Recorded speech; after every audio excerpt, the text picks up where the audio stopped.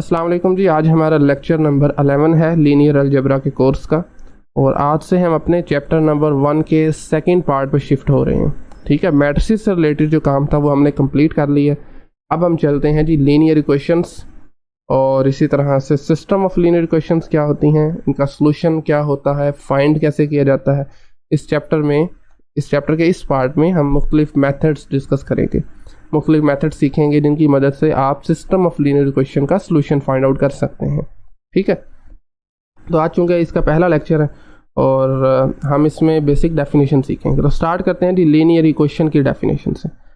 ऐसी इक्वेशन, मैं आपके सामने एक इक्वेशन लिख रहा हूँ जी, a1 x1 plus a2 x2 plus so on up till an xn is equal to some constant b। ये हमारे पास एक लीनियर इक्वेशन है और इसमें हमारे पास n अननोन्स हैं। ये x1 जो है ये अननोन है, x2 अननोन है, चलते जाइए जी xn ये अननोन्स हैं। a1 जो है आपके पास ये कोफिशिएंट्स हैं, इनको क्या कहते हैं, ये आपके पास कोफिशिएंट्स हैं। a1 x1 का कोफिशिएंट है, a2 जो है वो x2 का कोफिशिएंट है, a3 x3 का है, an xn का है। यानी इन जनरल हम लिख सकते हैं ak is a coefficient of xk। ठीक है, ak क्या है, this is a coefficient of xk हमारे पास अननोन है, बेसिकली हमने इसी की वैल्यू फाइंड आउट करनी होती है। और दिस भी जो आपको राइट पर नजर आ रहा है, this is a simply constant of the equation. क्या कहते हैं इसको, कांस्टेंट ऑफ द इक्वेशन। ये हमारे पास एक इक्वेशन है जिसमें हमारे पास n अननोन्स हैं, x1 x2 x3 up till xn, और दरअसल हमने इन्हीं की वैल्यूज फाइंड करनी होती है। सॉल्यूशन क्या होता है जी, आपके पास x1 x2 up till xn, मैं फर्स्ट करता हूँ जी x1 जो है आपके पास वो इक्वल है k1 के, k1 कोई एक स्केलर होगा, कोई नंबर होगा। इसी तरह से x2 आप फर्स्ट करने जी k2 है, और लेट्स से जी xn इज इक्वल टू हम लेते हैं kn। अगर ये वैल्यूज इसमें इंसर्ट करने से, यानी कि अगर मैं इंसर्ट करूँ a1 k1, दोनों स्केलर्स होंगे मिलके कोई नंबर बन जाएगा, फिर इसमें ऐड करेंगे a2 k2 plus so on up till an kn that is equal to b। अगर ये सारे case k1 k2 k3 and kn ये सब इक्वेशन को सेटिस्फाई करते हैं, मतलब क्या, आप इन सब को ऐड अप करने से अगर आपके पास b आ जाता है तो हम कहेंगे कि जो k1 k2 kn लिया था ना, ये दरअसल इसका सॉल्यूशन है। और इसको हम इन वेक्टर फॉर्म भी लिख सकते हैं। अगर मैं u से इसको रिप्रेजेंट करूं और इसमें एलिमेंट्स में लिख देता हूं k1 k2 k3 up till kn, ये वेक्टर जो है ना, दरअसल ये आपका इस ऊपर वाली इक्वेशन का सॉल्यूशन होगा। कब सॉल्यूशन होगा, अगर आपके पास ये इस इक्वेशन को सेटिस्फाई करेगा। ठीक है, अच्छा जी, इसी को थोड़ा आसान करने के लिए ना मैं एग्जांपल लेता हूँ। आपको मैंने ऊपर बताया ना कि इस ऊपर जो इक्वेशन मैंने लिखी है, जनरल लिखी है, उसमें n अननोन्स थे। जो मैं एग्जांपल लेने लगा हूँ उसमें हम 3 अननोन्स ले लेते हैं। ठीक है, यानी आप उसमें उसको 3 तक रिस्ट्रिक्ट रहने दें। आप ले लें x1 plus 2x2 minus 3x3। ठीक है, दैट इज इक्वल, अच्छा ये लाजमी नहीं है कि मैंने इधर 2 लिखा है और इधर भी x2 आएगा, इधर आप जो मर्जी ले लें, मैंने वैसे 2 ले लिए, तो दैट इज इक्वल टू 6। ठीक हो गया। तो अब हमने देखना है कि इसका सॉल्यूशन, बेसिकली उसका मतलब क्या है सॉल्यूशन का। हमने इसमें x1 की वैल्यू फाइंड करनी है, x2 की वैल्यू फाइंड करनी है और x3 की वैल्यू फाइंड करनी है। कौन सी वैल्यूज़ को उसके यहाँ पर इंसर्ट करें, आंसर दोनों तरफ 6 आ जाए।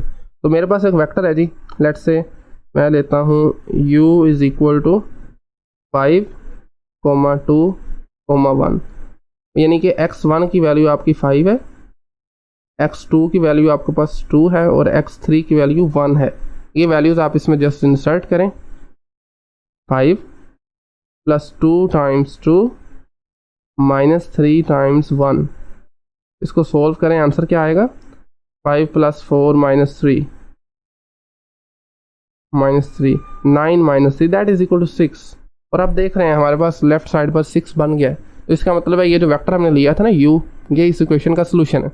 अब मैंने तो ये डायरेक्टली लिख दिया, अब ये कैलकुलेट कैसे किया जाता है, ये हम अभी इस चैप्टर का मेन मकसद है यही सीखना। ठीक है, आई होप कि आपको ये अंडरस्टैंडिंग हो चुकी होगी कि सोल्यूशन का मतलब क्या है।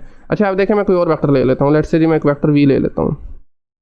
ओके, तो वेक्टर जो मैं क्या लेने लगा हूँ, चेंज करके वी लेने लगा हूँ, और इसके मैं एलिमेंट ले लेता हूँ मिसाल के तौर पर जी 1 2 3 ले लें आप, सिंपल 1 2 3। अब इनको इसमें पुट करें तो देखें क्या सेटिस्फाई हो रही क्वेश्चन। x1 की जगह 1 पुट किया, +2, x2 की जगह 2 पुट किया, -3, x3 की जगह 3 पुट कर दिया, तो क्या आंसर आएगा 1 + 4 -9, and that is equal to, हमारे पास इसका जो सोल्यूशन आ गया -4 आ गया। तो आप देख रहे हैं -4 is actually not equal to 6। तो इसका मतलब है कि जो वेक्टर हमने v लिया है ये इस इक्वेशन का सोल्यूशन नहीं है। ठीक है, ओके, ये अभी तक जो हमने बात की है ये एक सिंगल इक्वेशन की बात की है। अब नेक्स्ट हम जो काम करने लगे हैं थोड़ा सा कॉम्प्लिकेटेड शायद आपको लगे, लेकिन हम बात करने लगे हैं जी सिस्टम ऑफ लीनियर इक्वेशंस की, यानी लीनियर सिस्टम की, सिस्टम जिसमें एक से ज़्यादा इक्वेशंस आ जाएं। पहले हमारे पास सिंगल इक्वेशन थी, अब हम बात करेंगे जी सिस्टम ऑफ लीनियर इक्वेशंस की, यानी लीनियर सिस्टम कहते हैं इसको। ठीक है, और इसमें मैं ओके क्वेश्चन से लेने लगा हूँ जी मैं, let's say a11 x1 plus a12 x2 plus so on, let's say जी मैं यहाँ पर ले लेता हूँ a1n साथ में xn ले लेते हैं, that is equal to some constant term b1। ये हमारे पास एक इक्वेशन हो गई। ठीक है, दूसरी इक्वेशन मैं कौन सी लेता हूँ जी, let's say a21 x1 plus a22 x2 plus, चलते जाइए जी, a2n xn that is equal to b2। ये हमारे पास सेकंड इक्वेशन होगी, और इसी तरह से चलते जाएं। ये आपके पास होगी इक्वेशन नंबर कौन सी, mth number of equation, am1 x1 plus am2 x2 plus so on. यहाँ पर क्या आ जाएगा जी, amn xn that is equal to bm। ठीक है, b1 से लेकर bm तक। तो ये आपके पास m इक्वेशंस हैं और n अननोन्स हैं। m इक्वेशंस हैं, पहली इक्वेशन ये वाली है, दूसरी आपके पास इक्वेशन ये वाली है, and third one sorry mth one is this one. ये आपके पास m नंबर ऑफ इक्वेशन है, और आप देख रहे हैं हर इक्वेशन में आपके पास n अननोन्स हैं, x1 है, x2 है, चलते जाइए जी xn है। ऐसे सिस्टम को हम कहते हैं ये हमारे पास m/n सिस्टम है। कौन सा सिस्टम है, या फिर इसको m क्रॉस n भी कह लेते हैं। ठीक है ना, आपके पास m इक्वेशंस हैं, n अननोन्स हैं, तो ऐसे सिस्टम को m/n सिस्टम कहते हैं। अगर आपके पास m is equal to n हो जाए, यानी आपके पास उतनी ही इक्वेशंस हों और उतने ही अननोन्स हों, तो ऐसे सिस्टम को हम कहते हैं जी, ये होता है स्क्वायर सिस्टम। क्या कहते हैं, this is called square system, क्योंकि इसमें नंबर ऑफ इक्वेशंस की और अननोन्स की तादाद बराबर हो जाती है। अच्छा जी, सिस्टम में कुछ और बुनियादी बातें हैं समझने की, उसको हम ऊपर जाके दोबारा देख लेते हैं। अब देखें ये a11 है, पहले की तरह ये x1 का कोफिशिएंट है, a21 है x1 का कोफिशिएंट है, am1 है ये x1 का कोफिशिएंट है, कोई भी पकड़े ना आप, ये a22 है ये x2 का कोफिशिएंट है, a2n है ये xn का कोफिशिएंट है। ठीक है, अच्छा जी, राइट साइड पे जो हमारे पास ये नंबर्स आ रहे हैं b1 से लेकर bm तक, आपको मैंने बताया था ये सब कॉन्स्टेंट्स हैं।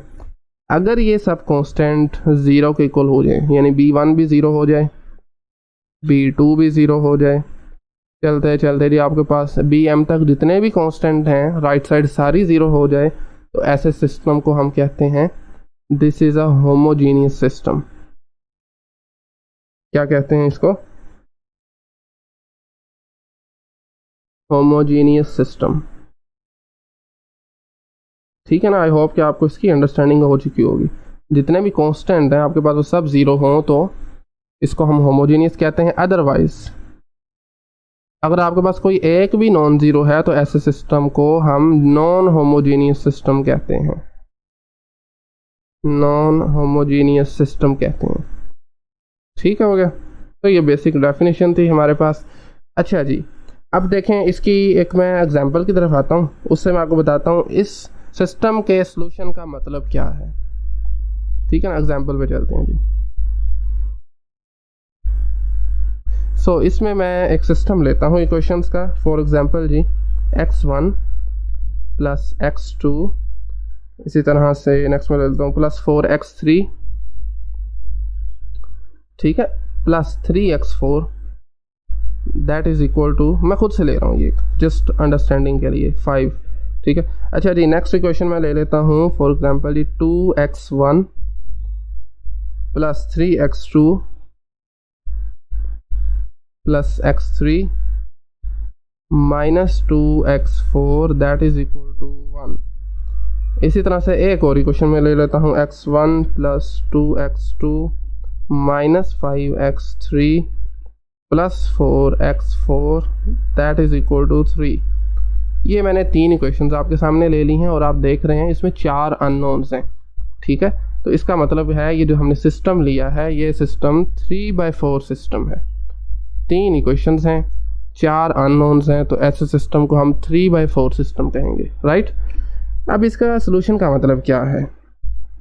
एक वेक्टर मैं आपके सामने यहाँ पर लिखता हूँ, उसको अगेन हम u का ही नाम देते हैं, और इसमें मैं एलिमेंट्स ले लेता हूँ जी, लेट्स से -8 6 और 1 1, ठीक है। यानी कि x1 -8 लेता हूँ, x2 6 लेता हूँ, x3 1 ले रहा हूँ, x4 भी 1 ले रहा हूँ। अब इन वैल्यूज़ को 1 बाय 1 आपने इन तीनों में पुट करना है, इसमें भी पुट करना है, इसमें भी पुट करना है, और इसमें भी पुट करना है आपने, ठीक है। तो पहले ज़रा 1 में पुट करते हैं ये वाली वैल्यूज़।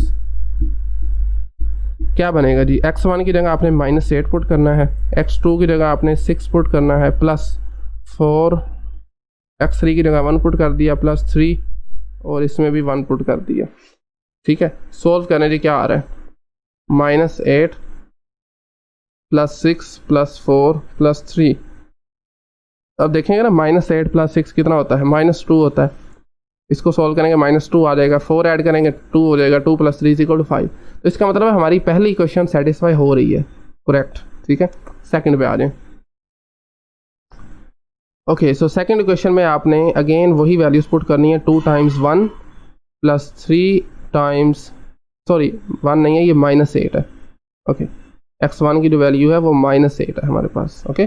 3 × 6 आ जाएगा, प्लस 1 आ जाएगा, -2 × 1 आ जाएगा, इज इक्वल टू, अब अपने इसको सोल्व कर लेना, -16,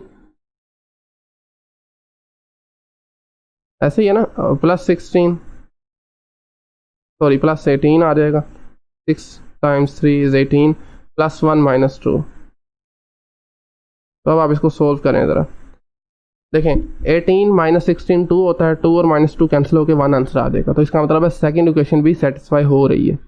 अब आ जाए थर्ड इक्वेशन पे, ठीक है। थर्ड इक्वेशन में x1 की जगह हमने -8 पुट करना है, वही वैल्यूज़ रहेंगी, +2, x2 की जगह 6 पुट कर दें, x3 पे आएंगे -5 और साथ में 1 आ जाएगा, +4 और x4 की वैल्यू भी 1 आ जाएगी। सोल्व करें इसको, -8 + 16 -5 + 4, ठीक है। तो देखें 16 - 8 8 आ जाएगा, 8 में से 5 निकालें, 3 3 × 4, ओके। तो -8, सॉरी ये 16 नहीं है, ये 12 आ रहा है यहाँ पर,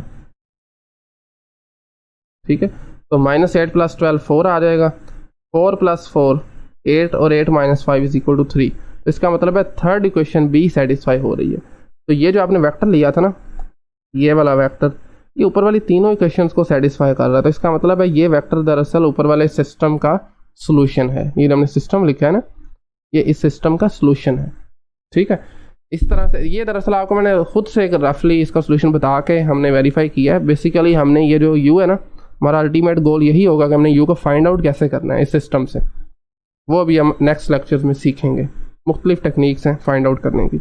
अच्छा जी, आज के लेक्चर की आखिरी एक इम्पोर्टेंट बात, एक आपको मैं ग्राफ की मदद से बताता हूँ। जरा आपके पास जब भी कोई लीनियर सिस्टम होता है ना, लीनियर सिस्टम, आपके पास कोई भी लीनियर सिस्टम पड़ा हुआ है, अच्छा जी, इसका आपके पास जो ना सॉल्यूशन जो होता है उसको हम 2 तरह से कैटेगराइज करते हैं। या बेसिकली इस लीनियर सिस्टम को 2 तरह से कैटेगराइज किया जाता है। या तो ये लीनियर सिस्टम इनकंसिस्टेंट होगा, इनकंसिस्टेंट का मतलब क्या है वो भी आपको बताता हूँ मैं, ठीक है। या फिर ये कंसिस्टेंट होगा। 2 पॉसिबिलिटीज़ हैं इसके लिए। लीनियर सिस्टम जो है या तो ये कंसिस्टेंट होगा या ये इनकंसिस्टेंट होगा। कंसिस्टेंट का मतलब क्या है कि आपके पास या तो इसका यूनिक सॉल्यूशन एग्जिस्ट करेगा, यानी यूनिक सॉल्यूशन भी हो सकता है इसमें कंसिस्टेंट में, और या फिर आपके पास इनफाइनाइटली मैनी सॉल्यूशंस होंगे, यानी कि आपके पास कितने ही वेक्टर ऐसे होंगे इनफाइनाइटली जो इस सिस्टम को सेटिस्फाई करेंगे, या फिर आपके पास एक सिंगल वेक्टर ही होगा, इनफाइनाइटली मैनी सॉल्यूशंस, ठीक है, इनफाइनाइट नंबर ऑफ सॉल्यूशंस होंगे। और अगर आपका सिस्टम इनकंसिस्टेंट है देन इसका कोई सॉल्यूशन एग्जिस्ट नहीं करेगा, कोई भी ऐसा वेक्टर नहीं होगा जो सिस्टम को सेटिस्फाई करे, ठीक है। तो ये आपने याद रखना है, बहुत इंपॉर्टेंट ग्राफ है ये। आगे जाकर ना हम इसको देखेंगे भी, बेसिकली इसका मतलब क्या है, इस बात का ग्राफिकली क्या मतलब होता है ये भी आपको बताएंगे, ठीक है। आई थिंक आज हम यहीं पे फाइंड आउट करते हैं जी, इंशाल्लाह नेक्स्ट लेक्चर में इसी से रिलेटेड कुछ मज़ीद चीज़ें, और ये दरअसल आपके लिए बहुत इंपॉर्टेंट है क्योंकि इनको हमने आगे जाके यूज़ करना है, ठीक है। बुनियादी बातें हैं ये। आज के लेक्चर से मतलब कोई आपका क्वेश्चन है तो पूछ सकते हैं आप कमेंट सेक्शन में, बाकी इंशाल्लाह नेक्स्ट लेक्चर में मिलते हैं। आज के लिए इतना ही, थैंक यू वेरी मच।